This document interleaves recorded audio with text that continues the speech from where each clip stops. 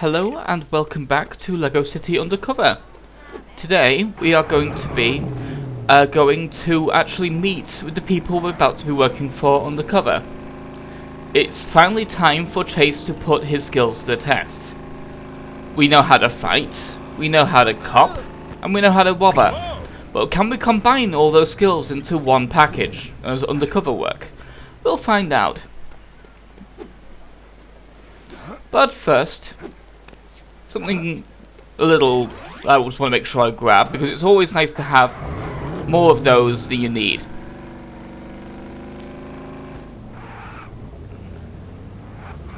You may have noticed on the earlier video that I tried to go for something that wasn't open quite yet. This is what I'm doing here. Remembering that exists, because this is kind of an annoying thing to find if you don't already know it's here, because generally, without knowing already that it's there or looking it up, the only way you'd find this is with the upgrade you get for the scanner, which is a terrible thing to use for finding this kind of stuff, because it's got a very short range and it requires holding the Wii U up to the screen. The Wii U tablet gets very heavy when you do that very quickly, so scanning around for this token can suck. So I'm glad I already just know it's here and know to just grab it. That's one of the main problems I have with a few of the collectibles in this game. It's not so much that they're well hidden, it's that they're obnoxiously hidden in places that you honestly probably wouldn't think to look.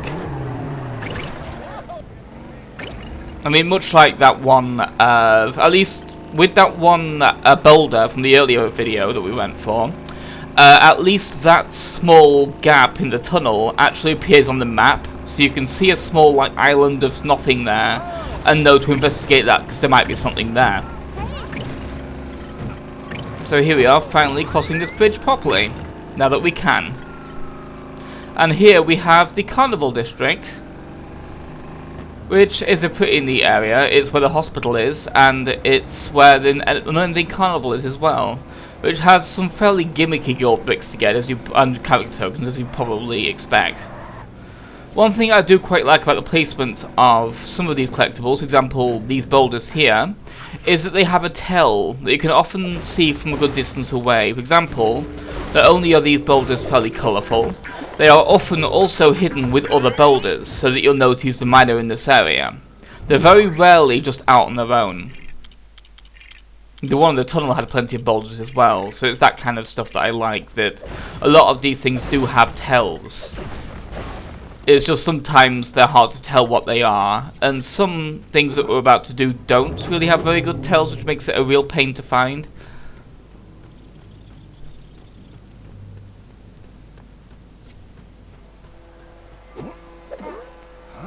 For example, the ATM machines that we need to break throughout the game have no tells whatsoever. They're very hard to actually find if you don't already know where they are. They are a nightmare. But let's swap to a different car for a bit of variety. As you can see, there are a couple of things that will be things later, but I can't do yet. That happens a lot. I like that statue of the baseball player. It's a distinctive landmark. Also, generally, to be kind of nice to the player, these are at least really easy to see. They're big, they're obvious. I think it's mostly because the game wants you to use them. And the game wants you to mess around with different tokens that you've unlocked and things like that, and just mess around with things. These character tokens can also be kind of tricky to find, because these shops are very far off the actual central road.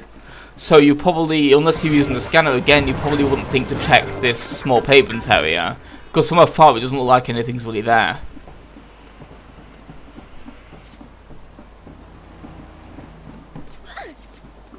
Hey, I'm due a promotion. Congratulations on your promotion, madam. Was she only due one? Oh well. A subplot that will never be resolved. I quite like those star balloons, because they do a good job of showing now we're in the party place. Because the town seems to be kind of segmented in a way where this kind of stretch of town, these multiple areas all together, kind of form a kind of a party district. You have this area, the pagoda that we're approaching, the area we're approaching, which is called Pagoda, which is where we need to go to meet Chan, is a kind of a business district in general, but it has some leisurely shops as well. But we'll see that when we see it. This is really obnoxious. These train stations can be really hard to see if you're just not, even if you're looking for them, because while the sign's fairly obvious, they are very small. And this is annoying me because it's not registering what I want to do because I'm not standing in the exact right spot. That can be a problem with building in this game sometimes. If you're not in precisely the right spot or the things haven't come together in the right way, you just can't build the thing.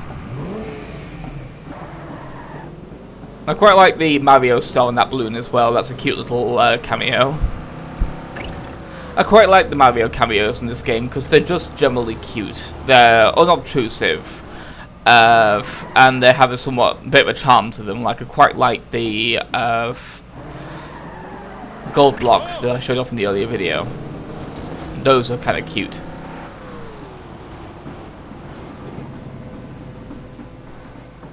Yeah, generally, if you see like a free running surface, it generally means there's a thing or a sequence of things to do to collect something. So generally, a good way of making sure you've cleared out all the areas is just do all the free running stuff you can find. And it'll probably lead you on a circuit that'll get you a bunch of stuff. What are you doing, Chase? You got a bit stuck there. That was a bit weird. I was just lucky he didn't fall off and make me climb all the way around that again. Because as I mentioned earlier, I hate those ceiling things. So here we are at the aforementioned pagoda. As you can tell from this entrance area. We'll go the other way around because that's where the green stuff want us to go.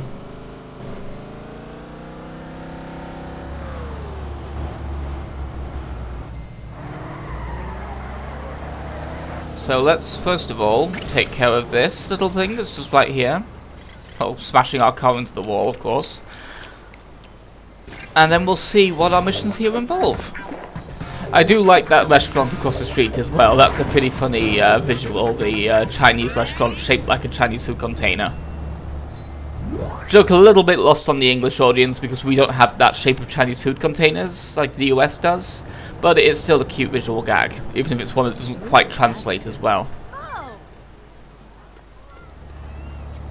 Hey, Chase. Now you're an undercover detective. I've added a new function to your communicator. Is it a voice recorder? So I can do private eye-style monologues? No, I was disappointed, but I decided to hear the lady out. it's an audio scanner. You just point it at a window and you can hear what's being said inside the room. You'll need to get to a vantage point to use it, though. It sounded like it might be useful. I thanked the nice lady and set off into the night. It's the daytime. Good luck, Chase. And here we have a new function for the scanner. The audio scan. Which is going to be fairly useful for a few story things, but mostly for side stuff that we'll see later. But it's another one of the scanning things which is kind of obnoxious because again you need to hold the tablet up, which is my least favourite thing in any of the Wii U games I've played, is whenever you have to use the tablet like that. It's just too heavy to be comfortable doing that with. And I can dislike those the tilting puzzles in Breath of the Wild for a similar reason, because it's just uncomfortable to tilt such a heavy object for that long in such weird directions to make those work. Those at least have a pretty good tell. Even though there's only 3 of them, it can be hard to tell which ones are the right ones. The tell there is generally, if they're surrounded by other bonsai trees, then you'll have that one, the one there as well. If it's a box that's not surrounded by bonsai trees, you're unlikely to have anything in it. It's only really there to finish a pattern, which is at least a good way to tell you there's something there. So here we're scanning these buildings ahead of us to find out what we can hear over here. Look, I've told you already.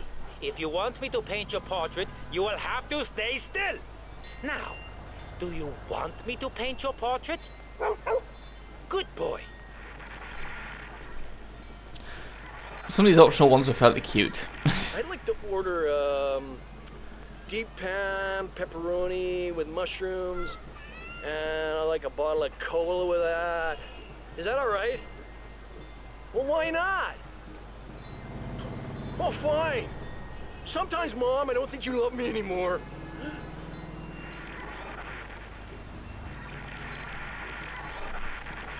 Why am I phoning you? Because you're late for your interview. Where are you? Oh, you're meant to be at Chan's limo place. Get a move on. Can you believe that? That Bucky Butler guy. The one who wants to join the gang? Yeah, he was at the art gallery. Well, they do have an excellent collection of Cubist sculptures. What does cubist mean?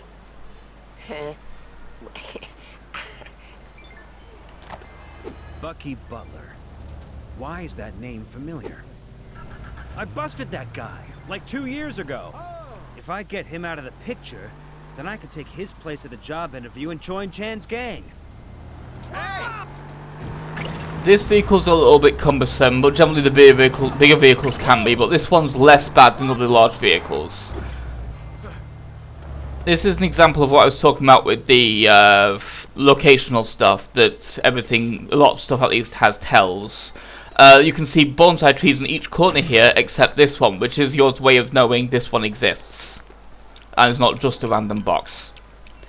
I hate those random boxes though, because they're annoying decoys, because you're generally taught for most of the game that they'll always have something important in them, but they often don't. They're often just there to fill space, which is a little annoying.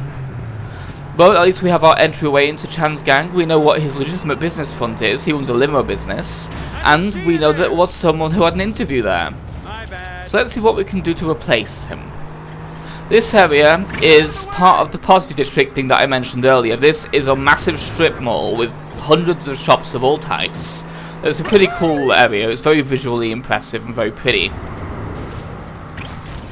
Nice driving, Chase. Yep, I screwed that one up.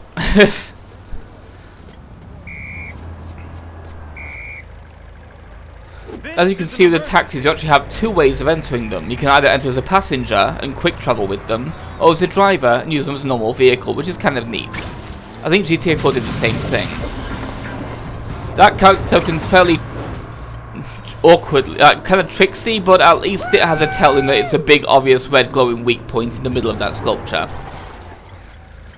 And there I'm being very careful not to go veering off that, because this is also another thing that can be very easily forgotten. You may see something glowing on top of that teacup over there. This is literally the only way to reach this, is by ramping off this little side path here that's barely noticeable as a ramp, which will also dunk your vehicle inevitably. Sorry, mate. But happily enough, that actually puts us in a very good position to take care of a few other things in the park, because it puts us right next to this restaurant, which is a decent placement actually. It makes this part of the area has a very nice flow to it, if you know how to make it work. This game's honestly kind of like a free running course. You have to work out the best, like, flow from obstacle to obstacle, otherwise it gets kind of frustrating and boring to watch.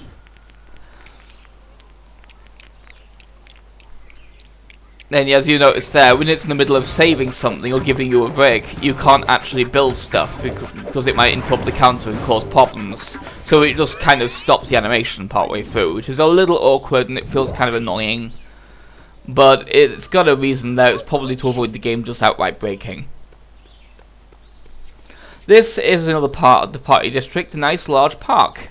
As you may have noticed, the Pagoda area, which otherwise doesn't really fit, also has a very large area of parkland. I quite like that's how you can kind of tell that these three areas all go together to make a kind of a chill district, where you can just hang out and play or buy some stuff you want to buy, or just general leisure stuff. This is the leisure third of Lego City, at least the main island. And here we have a fairly remote train station. Oh, that poor girl. Did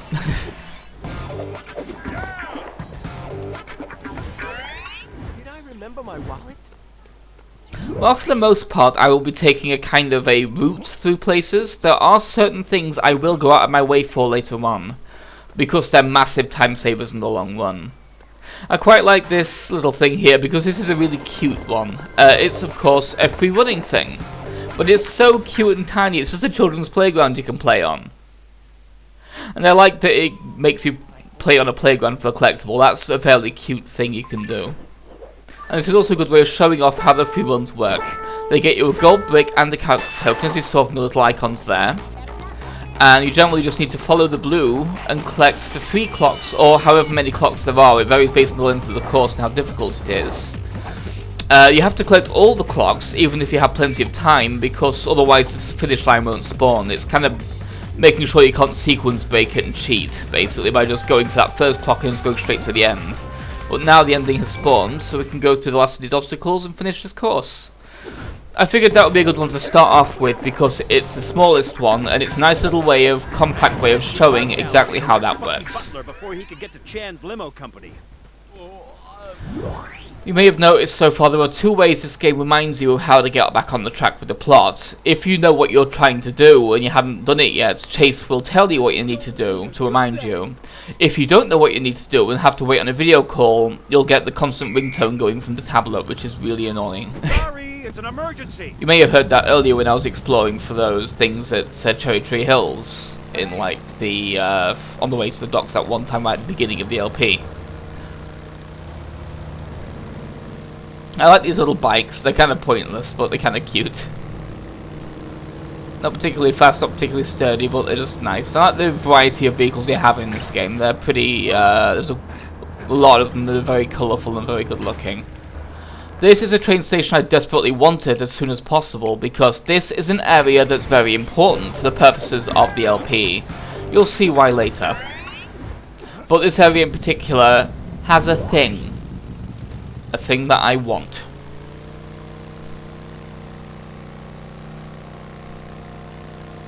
One of the things that I describe as massive time savers. Anyone who's played the game knows probably what I'm on about, but don't elaborate. We'll get there when we get there. And here is the art gallery. It's quite a nice building. I quite like the design there. It is very distinct from the other cultural areas, because as you may have noticed, Uptown is very cultural. It's got a museum, it's got an art gallery, and this is Blackwell Bridge. We saw the other side of it from the park.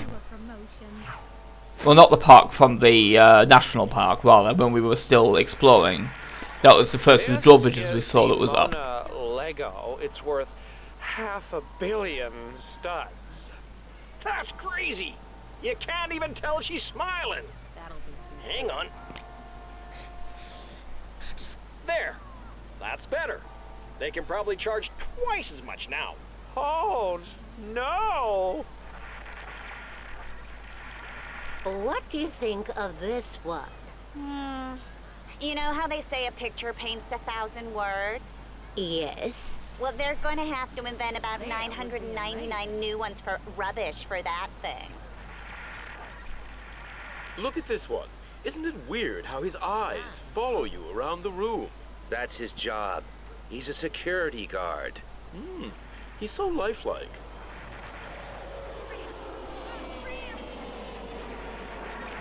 Ugh, I don't like the look of this watercolor. Just run the faucet until it clears up then. Tish. Goodbye, sir. I hope you enjoyed the gallery. Yeah, thanks. I picked up this real nice print from the gift shop. Gosh, it looks just like the original. It sure does. Well, see ya. I didn't even know the gift shop sold prints. The trick to those is the ones you're looking for are scrambled. The optional ones aren't. You're that cop from years ago. What? Oh, way to tip off your target, Chase. Yeah, Chase isn't very good at this whole undercover thing. Don't be feeble. Now we have one other annoying thing to do, because this can vary based on luck. I got very lucky here when he got stupid and crashed into the wall. So at least I got a head start on damaging these guys, because these guys are very difficult to take down, surprisingly enough, because they seem to rubber band a little bit. Either that or you just move a little bit slower than they do, even when you're charging with the boost button. I just happened to get kind of lucky, because here I got almost screwed over there with that, because that was very bad for me. As you can see, I'm having a lot of trouble catching up with him. Catching him almost now though, but luckily for me, he actually makes a bit of a mistake here that allows me to actually capture him. Yep, he flips his car like an idiot. Stop, please. So now let's just capture him as usual.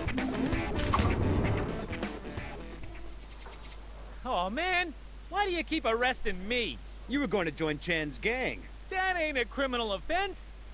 Sheesh, I don't like to tell people how to do their own job, but if you're gonna arrest me for anything, it should be for the painting I just stole, you fool. Huh? Oh, sausages. Thanks, Bucky. Okay, I better get to my job interview. Why did they say that? And there we have our win. Bucky's out the way, so it's time to replace him. But those missions tend to be my least favourite missions, is the chases. And it's not necessarily because of the AI, that's part of it, but the other part is that they have an annoying thing to them where, as you will see when we start doing those optional ones of those, for the optional ones you see a cutscene of the guy getting into the vehicle he's stealing, or just driving out in it, and then you have to wait for a helicopter to give you the car it wants you to use, which takes so long that the other guy gets a massive head start, which can mean, as you saw there, even when he doesn't have that big of a head start, catching up with them can be a nightmare. That is the worst kind of mission, but we'll see that in action later on. So for now, while we're here, let's take care of the train station here, because I have a feeling we'll be here quite a lot. And there's some collectible to do. I mean, I like this kind of realistic that most of it's just a subway system, but it makes it fairly difficult to find them if you don't know exactly what you're looking for. And it lacks variety as well. They could have done more interesting things with them. Like the train station in Cherry Hills is really cool. I like that one. You're the new boy? Yes, sir. Oh, I was promised a thug. You look more respectable than I was hoping. Well then, maybe you should get some glasses, old man. Haha, that's more like it. Okay, I need you to pick someone up. Oh, are they feeling sad? In a car. Obviously. The person is Forrest Blackwell. The multi-billionaire?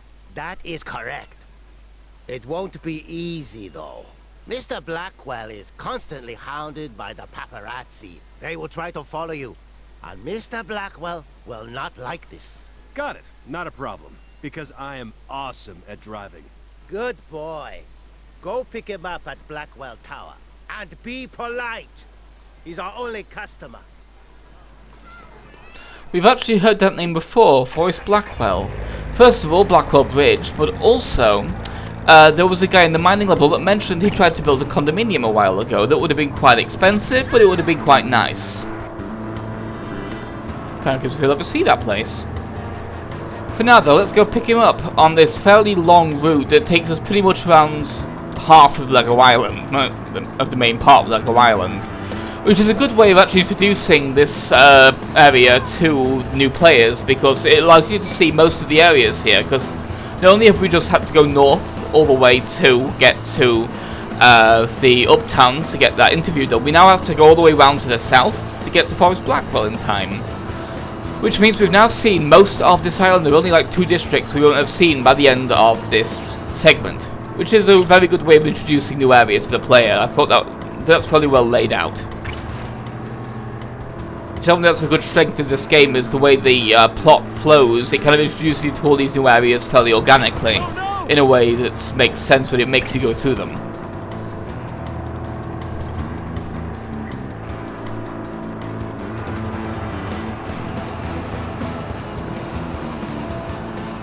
And here we are. King's Court. Fittingly, King's Court is where Forrest Blackwell happens to reside.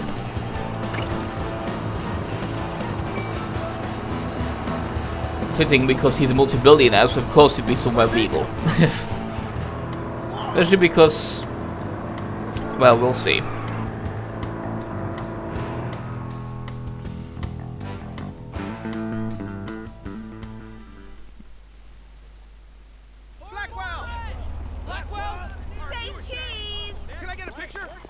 Watch the birdie! Side trees! Mr. Blackwell, are you still thinking about the scandal? Why won't you let anyone in your tower anymore?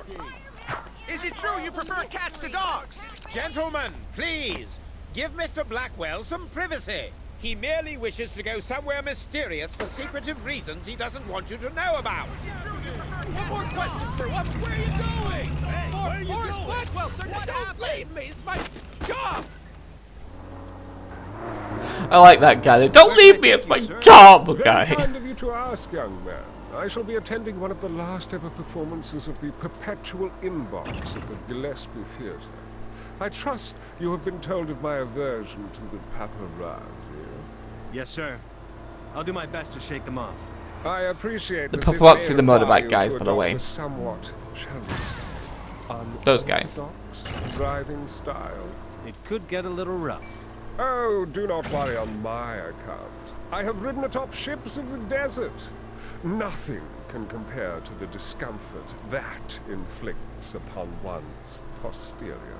Are you a patron of the arts yourself, young man?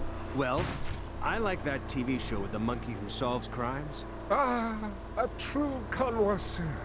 So, may I ask what the play you're seeing is about? Authority, regulations, bureaucracy, the usual concerns of petty individuals. Sounds like my old job. Ah, to have your plans thwarted by fools. But what can you do? You either ignore it and get on with your life. Or you go mad. Yes! Mad. Or you could sneak behind their backs and get your own way without them knowing. The third option. Don't tell anyone. But that's the one I favor. Me too. Well, I hope you enjoy the play anyway. Thank you. I suspect it'll be the last chance I get to see one in quite some time. I have rather a long trip coming up. I really like Forrest Blackwell. He's a really good character because he's kind of snooty, but not in a overly condescending way. He's genuinely kind of friendly, and I like him for that. Survived that journey, driver. There's no need to wait. I shall be getting home by other means. Goodbye. Goodbye, sir. Yeah, his voice actor really sells the kind of guy he is. It's really, he's a likable guy. I like him quite a lot. That was admirable driving for Mr. Blackwell. Your complete lack of respect for traffic laws proves that you are an awful person and is to be commended. Thanks. I hate traffic laws. Yes. I sense you may be the sort of individual we are looking for. Have you ever stolen anything? I stole some pens. Ugh. 1,000 pens. From a child with a limp. Excellent. Then you are to be offered a promotion. Go to the alleyway to the left of the salvage yard in Pagoda. My employer will be anticipating your arrival there. He will explain the details. Let's go meet Mr. Chan. And so finally, it's the moment of truth, meeting our new employer, Mr. Chan. We will be doing that next time. So, that's our introduction to the undercover work. I will see you next time. Goodbye.